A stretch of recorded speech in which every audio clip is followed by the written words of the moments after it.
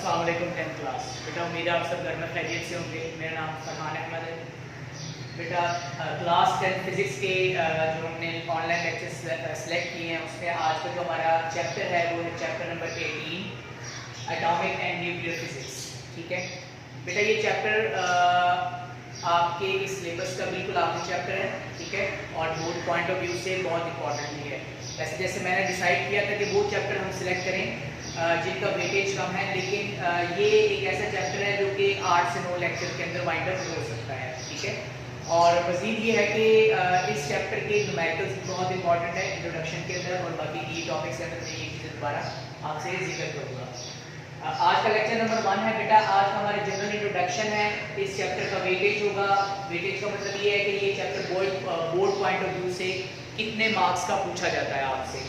फिर उसके बाद इसके की टॉपिक्स का जिक्र करेंगे, कौन कौन से इंपॉर्टेंट टॉपिक्स हैं, कौन कौन से इसके अंदर ऐसे टॉपिक हैं जिसके कॉन्सेप्ट आपको प्रॉपर्ली यहाँ पर इस क्लास में क्लियर करने हैं, ताकि आप जब सेकेंड ईयर में जाएंगे तो वहाँ पे जाके आपको यही चीज़ें दोबारा डिस्कशन में आएंगी।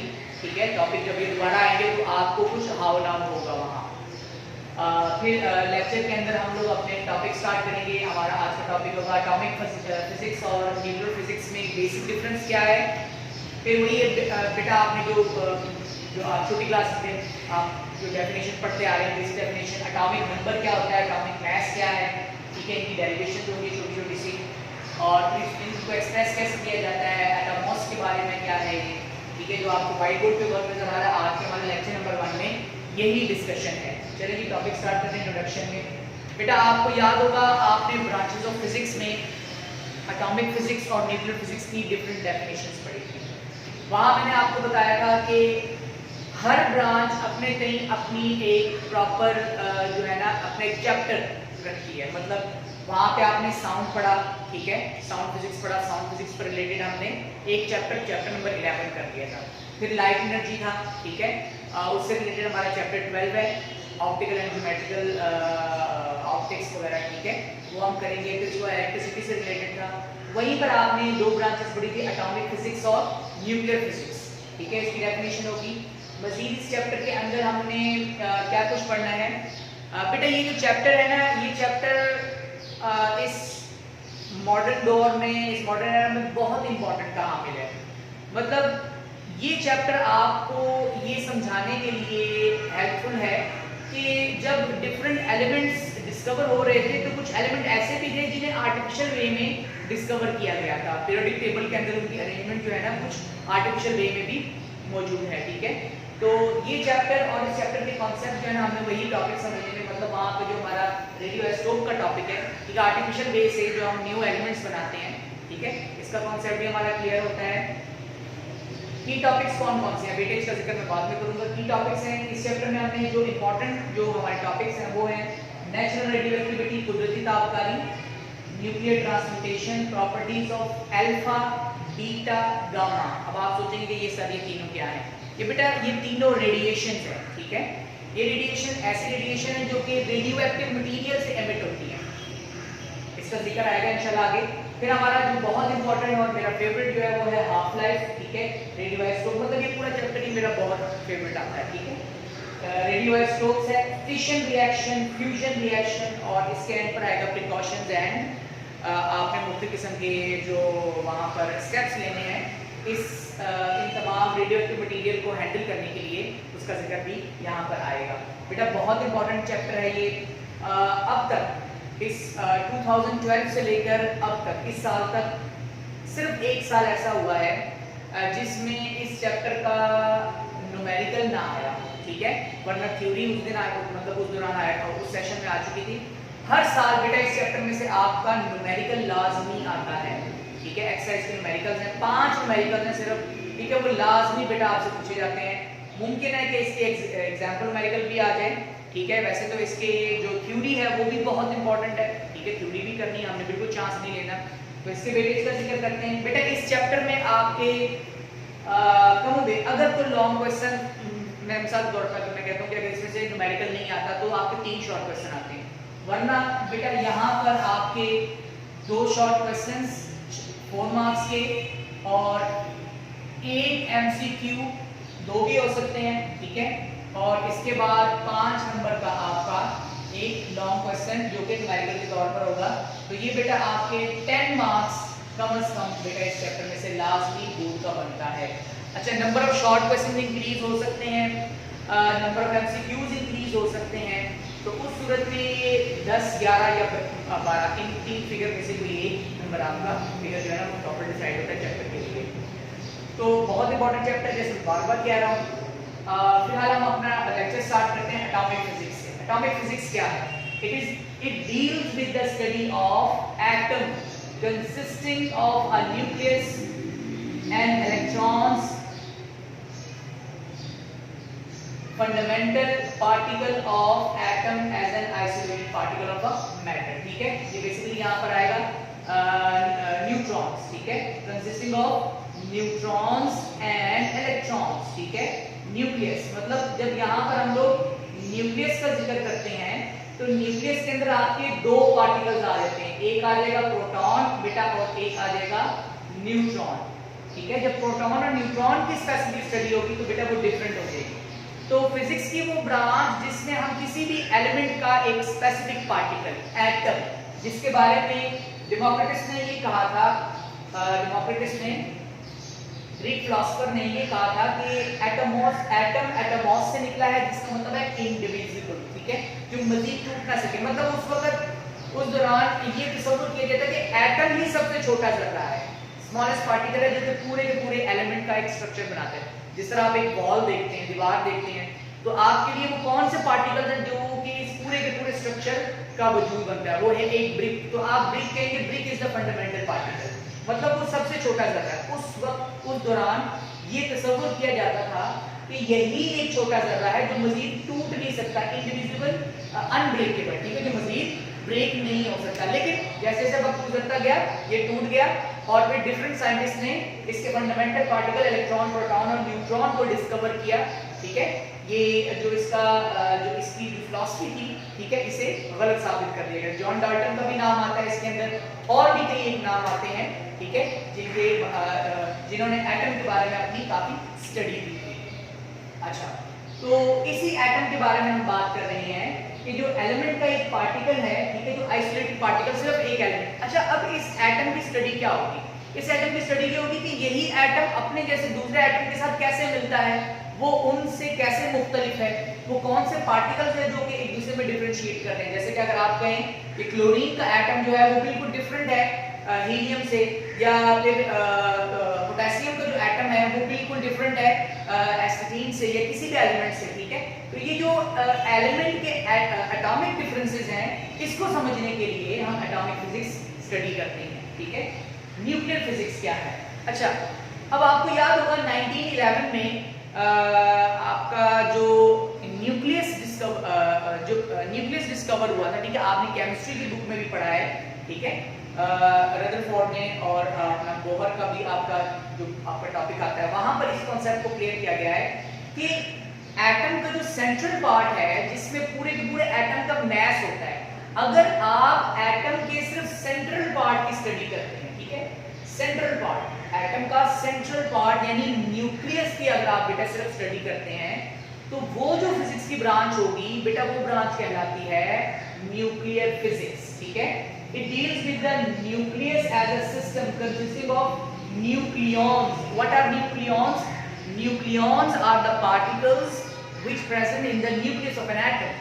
एक न्यूक्लियस के अंदर कौन से पार्टिकल्स होते हैं बेटा? आपने केमिस्ट्री में पढ़ा था, एक न्यूक्लियस में प्रोटॉन होता है और न्यूट्रॉन होता है। ठीक है, अब इन दोनों को कलेक्टिवली क्या कहा जाता है? प्रोटॉन और न्यूट्रॉन के सम को क्या कहा जाता है? न्यूक्लियॉन्स। ठीक है जी, nucleon, proton and neutron, nuclear reactions and different phenomena concern with the central part of atom nucleus. मतलब फिजिक्स की वो ब्रांच जो कि न्यूक्लियॉन्स की स्टडी, उनके पार्टिकल्स की और उन पार्टिकल से होने वाले रिएक्शंस की स्टडी। ठीक है, और जिन्हें हम न्यूक्लियर रिएक्शंस कहते हैं। ठीक है, यही है आपके वो दोनों न्यूक्लियर रिएक्शंस। ठीक है, जिसका जिक्र हम लोग आगे करेंगे, fission reaction and fusion reaction. ठीक है, एक एसिमिलेशन रिएक्शन है और एक ब्रेकिंग, ठीक है, डिकम्पोजिशन रिएक्शन है। बहुत इंटरेस्टिंग है, इंशाल्लाह हम इसको इसको क्लियर करेंगे। मैं 1-2 लेक्चर इजाफी तौर पर भी कॉन्सेप्चुअल आपको कंपैरिजन बेसिस के ऊपर काफी ज्यादा इसमें करवा दूंगा, वो आपको अपलोड हो जाएंगे, ठीक है। And different phenomena concern with the central part of an atom, और एटम के जो सेंट्रल पार्ट है उससे रिलेटेड मुख्तलिफ किस्म के फिनोमेना, उनके रिएक्शंस, ठीक है, और उनकी जो स्टडी है या उनकी जो हेल्थ है या उसके अंदर जो उसकी रेडिएशन एमिट करने की जो एबिलिटी है, जो कि हम लोग आगे जब इस टॉपिक में नेचुरल रेडियो एक्टिविटी में और रेडियो आइसोटोप में 2 इंपॉर्टेंट टर्म्स पढ़ेंगे। उन टर्म्स के अंदर हम लोग ये क्लियर करेंगे कि कौन कौन से एलिमेंट किन वजूहात पर अपने न्यूक्लियस में से, ठीक है, अपने न्यूक्लियस में से रेडिएशंस को एमिट करते हैं, जिसे आप स्टेबल न्यूक्लियाई और अनस्टेबल न्यूक्लियाई का कांसेप्ट क्लियर करेंगे, ठीक है। फिर बेटा वही आपकी पुरानी डेफिनेशन है जो कि आप लोग बचपन से पढ़ते आ रहे हैं, एटॉमिक नंबर। याद रहे एटॉमिक नंबर को Z से रिप्रेजेंट किया जाता है, ठीक है, Z से। अच्छा, the number of proton present in the nucleus of an atom expresses the atomic number Z of that atom, ठीक है। किसी भी एटम के न्यूक्लियस में पाए जाने वाले प्रोटॉन की तादाद को, द नंबर ऑफ प्रोटॉन्स, ठीक है, प्रोटॉन्स की तादाद को जो उस एटम के न्यूक्लियस में पाए जाते हैं, बेटा उस नंबर को, उस एलिमेंट का, उस नंबर को, उस फिगर को, उस एलिमेंट का एटॉमिक नंबर कहा जाता है, ठीक है। ये एटॉमिक नंबर आपने 9th केमिस्ट्री में भी पढ़ा था, एटॉमिक नंबर और एटॉमिक मास, जिस बिना पर कुछ साइंटिस्ट ऐसे थे जो कि एटॉमिक नंबर की बेस पर पीरियोडिक टेबल को अपने पीरियोडिक टेबल्स को जो है ना वो प्रॉपर्ली अरेंज कर रहे थे। कुछ साइंटिस्ट ऐसे थे जो कि इंक्रीजिंग और डिक्रीजिंग एटॉमिक मास के कॉन्सेप्ट को लेकर चल रहे थे, ठीक है। तो ये एटॉमिक नंबर बेसिकली हमें ये बताता है कि किसी एलिमेंट में कितने, किसी एलिमेंट के एटम में कितने प्रोटॉन्स मौजूद है। फॉर एग्जांपल अगर मैं ये कहता हूं कि क्लोरीन का एटॉमिक नंबर है 17, ठीक है, फॉर एग्जांपल, तो इसका मतलब ये हो गया उसके न्यूक्लियस में 17 प्रोटॉन्स हैं, ठीक है, 17 पॉजिटिवली चार्ज पार्टिकल्स मौजूद हैं, ठीक है, जिनकी प्रॉपर्टीज पॉजिटिवली चार्ज है जी। फिर हम आ जाते हैं एटॉमिक मास, जिसको A से रिप्रेजेंट किया जाता है, the sum of protons and neutrons, ठीक है, the sum of protons and neutrons, ठीक है, present in the nucleus of an atom expresses the atomic mass of that atom, ठीक है। किसी भी एलिमेंट के एटम, किसी भी एलिमेंट के एटम के न्यूक्लियस में जो 2 पार्टिकल्स हैं जिन्हें न्यूक्लियॉन्स मैंने पहले कहा था, उस सम को, ठीक है, प्रोटॉन प्लस न्यूट्रॉन से जो हमें फिगर मिलता है, जो हमें एक नंबर मिलता है बेटा, वो उस एलिमेंट का एटॉमिक मास कहलाता है, ठीक है। यही उसका पूरा का पूरा वेट भी कहलाता है जी। इसकी लिए एक्सप्रेशन क्या है, A equals to Z plus n। यहाँ पर A है atomic mass, Z atomic number और n नंबर ऑफ न्यूट्रॉन्स। तो ये आपके पास इक्वेशन बन जाएगी, atomic mass equals to proton plus neutron, ठीक है, प्रोटॉन प्लस न्यूट्रॉन। अब याद है इस एक्सप्रेशन से आप कोई भी चीज फाइंड आउट कर सकते हैं। फॉर एग्जांपल अगर आपका एटॉमिक मास गिवन हो as a data, proton number given हो, तो आप न्यूट्रॉन फाइंड आउट कर सकते हैं, ठीक है। आप सिर्फ क्या करेंगे, प्रोटॉन को दूसरी तरफ ले जाएंगे, एटॉमिक मास में से प्रोटॉन को सबट्रैक्ट करेंगे, इसके आगे एक्टिविटी भी हम करेंगे, ठीक है। अच्छा, एटॉमिक मास को हम न्यूक्लियॉन नंबर भी कह सकते हैं, ठीक है। व्हाट इज न्यूक्लियॉन मास या न्यूक्लियॉन नंबर, एक ही बात है। एक्सप्रेशन आमतौर पर इसे एक स्पेसिफिक सिंबल, एलिमेंट को जो एलिमेंटल सिंबल जो है उसे x से रिप्रेजेंट किया गया है। लेफ्ट साइड, सिंबल के लेफ्ट साइड पर टॉप कॉर्नर पर हम एटॉमिक मास लिखते हैं, ठीक है, A लिखते हैं, और left down corner, lower corner पर, ठीक है, लोअर साइड पर हम क्या लिखते हैं, एटॉमिक नंबर लिखते हैं बेटा, ठीक है। फॉर एग्जांपल अगर आपके पास हीलियम एक एलिमेंट है, ठीक है, तो अगर आपने इसके एटॉमिक मास और एटॉमिक नंबर रिप्रेजेंट करना है तो आपने कैसे लिखना है, इसको ऊपर लिखना है 4, नीचे लिखना है 2। इसका मतलब क्या है, ये 4 जो है वो इस एलिमेंट का एटॉमिक मास है और 2 इस एलिमेंट का एटॉमिक नंबर है, ठीक है। जो छोटी वैल्यू होती है वो एटॉमिक नंबर होती है, बड़ी वैल्यू एटॉमिक मास होती है, याद रखें जी। Atomos individual Greek philosopher Democritus 585 BC हमारा एक हिस्टोरिकल डिस्कशन है। आपके चैप्टर के स्टार्ट में बिल्कुल इंट्रोडक्शन, जो इंट्रोडक्टरी सेंटेंस लिखा हुआ है, जो स्टेटमेंट्स लिखी हुई बेटा उसको पढ़िएगा, उसमें सारी चीजें गिवन है। फंडामेंटल पार्टिकल ऑफ एटम, एक एटम के जो बुनियादी ज़रात हैं बेटा वो कौन कौन से हैं? वो एक है इलेक्ट्रॉन, एक है प्रोटॉन और न्यूट्रॉन। ठीक है, क्लियर हो गया? इलेक्ट्रॉन की हम आगे प्रॉपर्टी पढ़ेंगे, हम देखेंगे कि इलेक्ट्रॉन जो है वो नेगेटिव चार्ज कैरियर, ठीक है, एक पार्टिकल या इसकी प्रॉपर्टीज हैं। जो एक नेगेटिवली चार्ज पार्टिकल की प्रॉपर्टीज होती हैं वही प्रॉपर्टीज इलेक्ट्रॉन की है। सिमिलरली प्रोटॉन के बारे में, और न्यूट्रॉन, न्यूट्रॉन न्यूट्रल पार्टिकल है। ठीक है, एक ऐसा पार्टिकल, देखिए अब ये है तो न्यूट्रल, ठीक है, लेकिन इसका मैस जो है अगर वो कंपेयर किया जाए इलेक्ट्रॉन के निस्बत, ये 1836 टाइम्स हैवियर है ये इलेक्ट्रॉन से।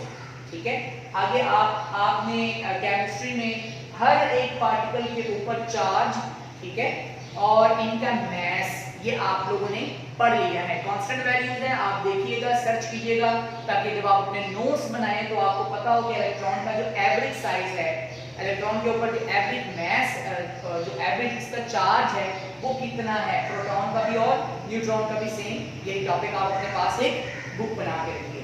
ठीक है जी बेटा, लास्ट टॉपिक है आज का हमारा आइसोटोप्स। आइसो का मतलब होता है सेम, टोप्स का मतलब होता है टोपस। मतलब हमने जो फिजिक्स पढ़ी थी उसमें प्रॉपरली ये डिटेल थी कि पीरियोडिक टेबल के अंदर जो अरेंजमेंट की गई थी तो वहां पर हर एलिमेंट के लिए प्लेस डिसाइडेड थी। तो जो टोपस है वो प्लेस, जगह को कहते हैं। तो मतलब पीरियोडिक टेबल में ये तस्वीर किया जाता था एक वक्त में कि आइसोटोप्स पीरियोडिक टेबल में एक स्पेसिफिक पॉइंट, एक स्पेसिफिक एरिया, ठीक है, उसको पोजेस करते हैं।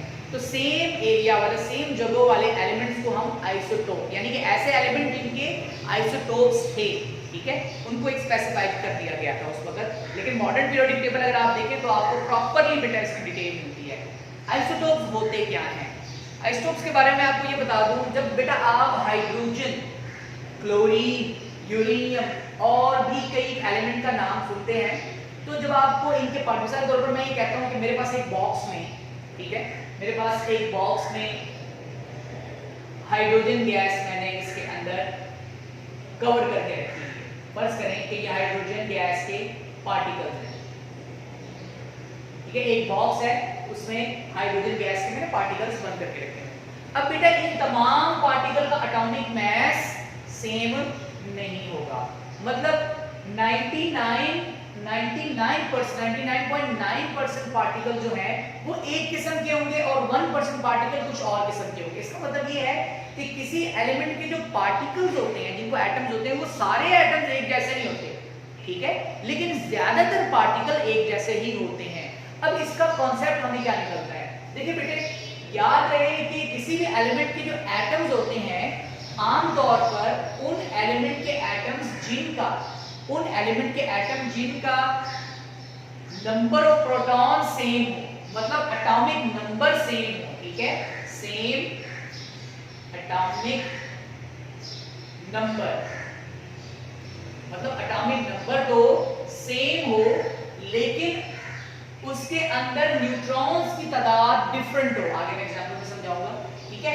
ऐसे एलिमेंट्स के एटम को हम कहते हैं आइसोटोप्स। जैसे कि हाइड्रोजन के 3 आइसोटोप्स हैं, ठीक है, नंबर 1 प्रोटियम, ड्यूट्रियम और ट्रिटियम। क्लियर? हम जो वाटर के लिए, पानी के लिए जो हम फार्मूला इस्तेमाल करते हैं H2O, उसमें बेटा ये जो हाइड्रोजन है ये हाइड्रोजन प्रोटियम है, ठीक है। ड्यूट्रियम हैवी वाटर के लिए इस्तेमाल होता है, जो कि आप 10th केमिस्ट्री में भी पढ़ेंगे, क्लास मेथड वगैरह आएगा सर आपका, ठीक है। ये ड्यूट्रियम D2O लिखेंगे, ड्यूट्रियम ऑक्साइड, ठीक है, हैवी वाटर होता है वो, ठीक है, जिसमें से आमतौर पर लेजर ज्यादा नहीं बनती। अच्छा, फिर आ जाता है ट्रिटियम। ये ट्रिटियम एक रेडियो एक्टिव आइसोटोप है, ठीक है, मतलब एक ऐसा आइसोटोप है जो कि अपने अंदर से रेडिएशन एमिट कर सकता है, डेंजरस है। अच्छा, तो अगर आप गौर करें इन तीनों में, ये तो सबसे पहले मैंने जो डॉटेड लाइन लगाई है, दीज आर शेल्स, ठीक है, ऑर्बिट्स। ये वो लेवल, ये वो रूट है जिसके अंदर इलेक्ट्रॉन सर्कुलर मोशन में है न्यूक्लियस के लिए, ठीक है, ये न्यूक्लियस के सेंट्रल पार्ट है। अच्छा, इन तमाम के इलेक्ट्रॉन सेम है। इन तमाम पार्टिकल्स के प्रोटॉन नंबर देखिए बेटा, इसका प्रोटॉन नंबर 1 है, इसका प्रोटॉन भी 1 है और इसमें भी 1 प्रोटॉन है। इसमें न्यूट्रॉन नहीं होता बेटा, न्यूट्रॉन वैल्यू 0, ठीक है, प्रोटियम में। तो ऐसे पार्टिकल जिनका प्रोटॉन की तादाद सेम हो, तीनों में प्रोटॉन नंबर्स सेम है, लेकिन but number of neutrons in there are different, लेकिन इनमें जो न्यूट्रॉन की तादाद है डिफरेंट। अब आप ये देखिए यहाँ पे न्यूट्रॉन की तादाद है 0, यहाँ पे न्यूट्रॉन है 1, यहाँ न्यूट्रॉन है 2, ठीक है। तो न्यूट्रॉन्स की वैल्यू 0 होगी, तो इस वजह डिफरेंट होगी, इस वजह से इन एलिमेंट के एटम्स को, पार्टिकल्स को हम कहेंगे आइसोटोप्स, ठीक है। अब अगर आप गौर करें हम इसको सिंबॉलिक कैसे रिप्रेजेंट करेंगे, H11, इसमें ये क्या है, जैसे मैंने अभी आपको बताया ये एटॉमिक मास है और ये एटॉमिक नंबर है, और ये क्या है, ये एटॉमिक मास है 2, कैसे 1 + 1, एटॉमिक मास कैसे निकलता है, प्रोटॉन प्लस न्यूट्रॉन, ठीक है, दोनों को ऐड करें तो 2 बन जाता है, ठीक है, और एटॉमिक नंबर 1। सिमिलरली 1 + 2 3 और 1। अगर आप गौर करें बेटा, यहाँ पर तीनों में एटॉमिक नंबर सेम है, यानी कि नंबर ऑफ प्रोटॉन सेम है, ऐसे पार्टिकल्स को हम कहते हैं आइसोटोप्स। इस तरीके से आपने केमिस्ट्री में डिटेल में पढ़ा था कि यूरेनियम के भी चंद एक आइसोटोप्स हैं, क्लोरीन के भी हैं, ठीक है। इस तरीके से और भी कई ऐसे एलिमेंट्स हैं जिनके अपने आइसोटोप्स हैं। क्लियर हो गया जी? ये था बेटा आज का लेक्चर। आमतौर पर एक एटम के ऊपर कोई चार्ज नहीं होता, ठीक है, आमतौर पर, लेकिन ऐसा तब होगा जब वहां पर, जब उस एटम के प्रोटॉन और इलेक्ट्रॉन की तादाद सेम होगी, तब उस एटम के ऊपर किसी किस्म का चार्ज नहीं होता, न्यूट्रल होता है एटम आमतौर पर। लेकिन अगर शेल में से इलेक्ट्रॉन बाहर चला जाए या इस शेल में कहीं से इलेक्ट्रॉन दाखिल हो जाए, तो बेटा इस पार्टिकल के ऊपर, इस एटम के ऊपर एक चार्ज आ जाता है। इस charge form of atomic expression को हम कहते हैं आयन, ठीक है, आयन्स कहते हैं हम। दो किस्म के आयन होते हैं, केटायन और एनायन। इसकी डिटेल हमारे इस टॉपिक में नहीं है, ठीक है, हमारे इस चैप्टर के अंदर बिल्कुल ऐसी कोई चीज नहीं आ रही केमिस्ट्री से रिलेटेड, ठीक है, बिल्कुल डिफरेंट है बेटा। यहाँ पर भी केमिस्ट्री में भी आपने देखा है कि न्यू एलिमेंट्स बनते हैं, यहाँ पर भी आप देखेंगे न्यू एलिमेंट्स बनेंगे, वहां पर केमिकल कंपोजिशन चेंज हो जाती है, यहाँ पर फिजिकल कंपोजिशन इसकी चेंज हो जाएगी, ठीक है। जो हमारा लेक्चर नंबर 2 है उसमें बेटा हमारा टॉपिक होगा नेचुरल रेडियोएक्टिविटी। एक बहुत इंटरेस्टिंग स्टोरी भी आपको मैं सुनाऊंगा, ठीक है, और उसके बाद फिर साथ ही हम इसके मजीद टॉपिक लेके चलेंगे, ठीक है। मजीद मैं बेटा आपको एक बात बताता चलूं, व्हाइट बोर्ड पर तो आप गौर से देखिए, ठीक है, आपके पास नोट्स भी पड़े होंगे डिफरेंट इंस्टीट्यूट्स के। अगर आपको कहीं से बहुत अच्छी डेफिनेशन मिलती है, ठीक है, तो बेटा आप वो लिख लें, ठीक है, मैं उसको अप्रिशिएट करूंगा। कहीं पे ऐसी चीज आपको नजर आए कि हाँ इसको भी हम लिख सकते हैं, इस लाइन को भी, इस एग्जांपल को भी, जैसे मैंने अभी आपको बताया कि मैंने इनकी ये जो लिव स्ट्रक्चर है ये बनाया है। आप चाहें तो आप क्लोरीन के भी बना लें, ठीक है। यूरेनियम थोड़ा हैवी हो जाएगा क्योंकि यूरेनियम में एटॉमिक नंबर, एटॉमिक मास बेटा इसका ज्यादा हो जाता है। क्वेश्चन आपके सामने है, define atomic physics, nuclear physics, what is atomic number, what is atomic mass. बेटा इसकी एग्जांपल आप साथ साथ दे देंगे, ठीक है। एटॉमिक नंबर के लिए आप कोई सी भी एग्जांपल दे दें, ठीक है, क्लोरीन की एग्जांपल दे दें, ठीक है, 35 17 दे दें। इसके बाद हाइड्रोजन की एग्जांपल दे दें 1 1। इसके बाद आप हीलियम की एग्जांपल दे दें बेटा 4 2, ठीक है। इसी प्रकार से आप यहाँ पे बताएं कि यहाँ पर 17 1 और ये 2 है, ये एटॉमिक नंबर है। इस तरह आप डिस्कशन कर सकते हैं।